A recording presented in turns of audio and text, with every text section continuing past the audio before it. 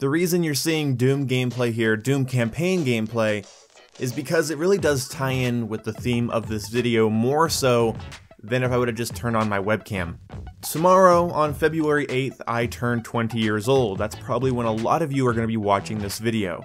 And I wanted to give a little bit of wisdom over my last year of life and talk about some things that maybe you guys need to hear. And there's no better backdrop for that than somebody slaughtering demons, so strap in. Doom was a game that I bought towards the end of 2016, probably around Christmas 2016 actually, and it was on sale. I picked it up. Not a big deal. I loved the campaign, but I got halfway through it and I stopped playing it. I started playing other games, I started getting into different games. I was kind of busy when it came to games. Since that late 2016 day, I have probably purchased or received over 30 video games. And there's this constant nagging feeling in the back of my mind that I need to start finishing these games. I need to start finishing my RPGs, my FPS games. There are a lot of them I haven't played all the way through, and in fact in the last 2 years, I think the only game I've beaten, the only 2 games I've beaten, is Infinite Warfare's campaign and Final Fantasy 15. Oh, and Kingdom Hearts 1 and 2. This doesn't sound like a big deal, but it's a part of a bigger picture. There are lots of things that I'm behind in or I have just left unfinished over the last 2 years, but really over this last one has become a bigger issue. Now, in the fall of 2016, I was gonna go for my driver's license, but my grandmother died in front of me and then my father was hospitalized up into the next year. And when he got out of the hospital, he had trouble even going up and down the stairs. I haven't talked about it on my channel because I didn't want a bunch of sympathy points, but now time has passed, he's fine, fit as a fiddle now, and my grandma, unfortunately, is not with us. After my dad got out of the hospital and he needed help here in the house, then my girlfriend came to visit and to be with me and hang out, and you can probably see why some things got put on the back burner. I was surrounded in stress and grief, and so many things fell through the cracks. So my goal for this year is to actually get my driver's license, to actually complete my GED, which is another thing that got put on the back burner because of another family tragedy. I've had a terrible string of bad luck and a bunch of emotional problems, and the only real foundation in my life has been this YouTube channel and my girlfriend. And of course my family is awesome and they've been helpful, but if I had to pick 2 things that really keep me going outside of my household, it would be my girlfriend and it would be this channel. So over the last year, what has happened? Well, I've made friends and lost friends. I've lived with my girlfriend for 6 months in 2017, and before that I lived with her for about 8 months the year before. That one was more on and off because her mom had rented an apartment close by because her mom was coming to my state to work.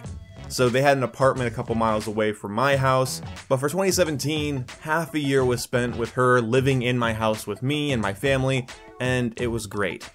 And I learned a lot. I learned a lot about myself. I learned a lot about being in a relationship.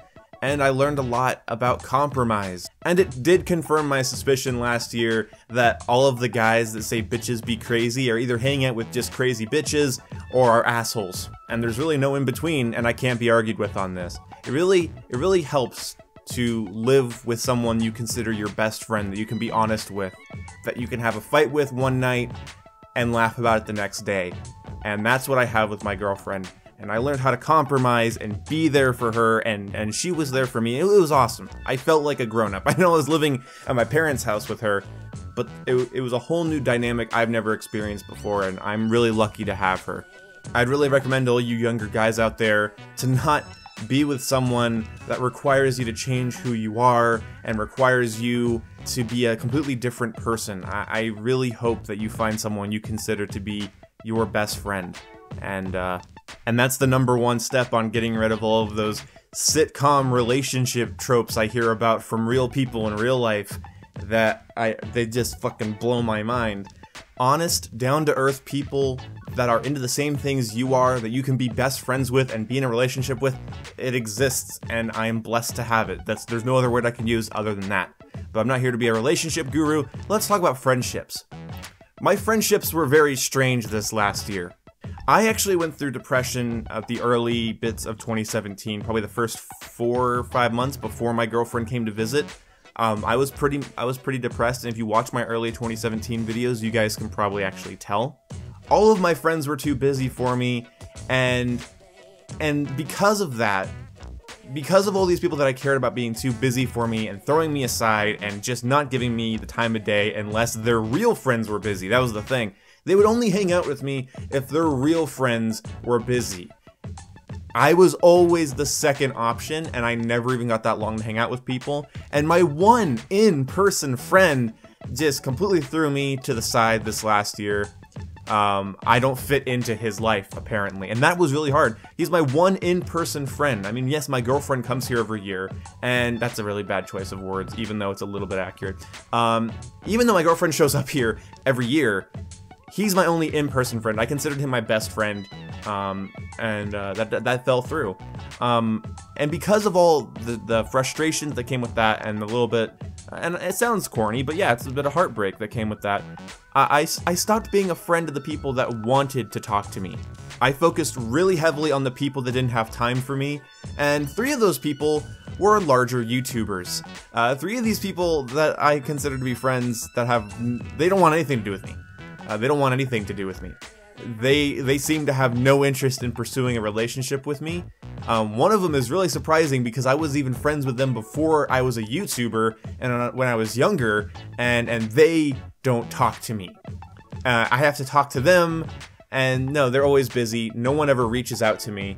The other one was a bigger channel who I thought maybe they saw something in me, and maybe they did, and then didn't like one of my videos, and they were like, no, this kid's a faggot. I don't know. I don't fucking know.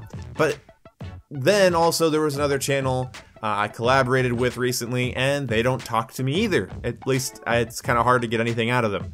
Talking to YouTubers that are bigger than me, you know, older than me, have more subscribers, have more responsibilities, was super inspirational, and I could relate to their issues, and they could relate to my issues, and it was fun to talk to them, and it really sucks that they just didn't really want to pursue a relationship with me. Luckily, there's been other people that in my life that have either channels or don't have channels that genuinely seem to like me for who I am, and they will text me, and they will wake me up to hang out with them, and they will spam me, and that means a lot. And if any of you are listening to this that are friends like that to me, I'm sorry for all the times that I'm busy or just antisocial. That's just kind of how I am, and I am deeply, deeply sorry. You guys don't deserve to be thrown aside, and it's been a little bit hard for me to get my social brain back online. You focus on everyone that's ignoring you for over a year, and then you just start to just become numb to it, and then you forget how to be a friend to the people that like you. So whether it's a girl in your class or your best friend that doesn't seem to want anything to do with you anymore, don't spend too much time on it emotionally. Pick yourself up. Give yourself some time to be upset, but pick yourself up and go out there and find somebody that likes you for who you are. Whether you find them on Reddit and you play with them online, you never see them in person ever, or you bump into them at your local GameStop or at your local store, they look about your age and you're like, hey, what's up? You know, maybe you're in the chip aisle, okay? You're in the chip, you're grabbing a bag of Doritos, you see someone else around your age grabbing a bag of Doritos, and you ask them, hey, you gaming tonight? They say, no, what up, fuck off, faggot, and they walk away. Well, then you leave it alone. But if maybe they'll say, hey, yeah, I'm gonna be gaming tonight. And maybe you guys play on the same platform. I don't know. Maybe there's a spark there. Join a youth group, join a recreation club. I don't know, I don't care. Put out a I want to be friends with somebody on Reddit. Here's my gamer tag or username on Steam. Here's my Discord, let's talk. Do that. If you feel for a second that there are people out there that don't even care about you and you're sloppy seconds to them, don't put up with it.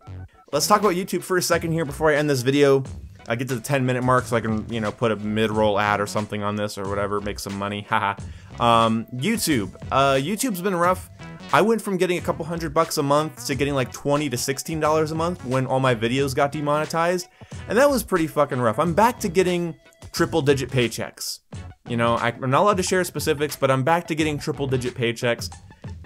So YouTube, hey, thanks for really de-incentivizing my work. But another thing that I really had a problem with was comments getting to me. Honestly, comments and people commenting and assholes on YouTube really, really suck. Now, they never put me into a depression or caused me to want to kill myself or anything or end my channel. But it is really frustrating all the times that I read a stupid comment, a rude comment, and what I mean by that are comments that don't understand what I'm talking about in my video. You know, I talk about how I don't like a game and I just need to get good, and it's a bunch of fucking fanboys disliking the video. And it's really frustrating. I'm not really above it. I'm not better than these people, unfortunately.